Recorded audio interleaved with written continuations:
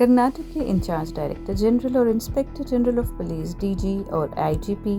Doctor M Salim के खिलाफ 23 जून को हलसूर गेट पुलिस स्टेशन में शिकायत दर्ज की गई है। ये शिकायत मूर्ति नामी शख्स ने दायर की है, जिसमें इल्ज़ाम आयद किया गया है कि डॉक्टर सलीम, जिन्हें 21 मई 2025 को जारी सरकारी नोटिफिकेशन के मुताबिक सिर्फ इंचार्ज की हैसियत में तकर्री दी गई थी, ख़ुद को मुस्तकिल डीजी और आईजीपी के तौर पर पेश कर रहे हैं, जो कि सुप्रीम कोर्ट के फैसले की खुली खिलाफ वर्जी है। शिकायत में 2006 के तारीखी मुकदमे प्रकाश सिंह बनाम यूनियन ऑफ इंडिया का हवाला दिया गया है, जिसके मुताबिक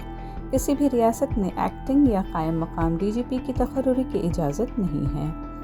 इस अहम फैसले के मुताबिक डीजीपी की तकर्री मुकर्ररा सिलेक्शन प्रोसेस और फिक्स्ड टेन्योर के ज़रिए होनी चाहिए। इल्ज़ाम है कि डॉक्टर सलीम ने सरकारी खतूत, दफ्तर के बोर्ड और सोशल मीडिया प्रोफाइल्स में कहीं भी इंचार्ज या प्रभारी जैसे अल्फाज इस्तेमाल नहीं किए और हर जगह ख़ुद को मुकम्मल इख्तियार वाले डीजी और आईजीपी के तौर पर ज़ाहिर किया है। शिकायत गुजार ने दावा किया है कि ये अमल अवामी इख्तियार की दानस्ता या लापरवाह अंदाज में गलत नुमाइंदगी है, जो कि आईपीसी और भारतीय नागरिक सुरक्षा संहिता के तहत कानूनी कार्रवाई के ज़ुमरे में आता है। मूर्ति ने एफआईआर दर्ज करने और तहकीकात शुरू करने का मुतालबा किया है, ताकि इस मुबैना खिलाफ वर्जी का मुकम्मल जायज़ा लिया जा सके।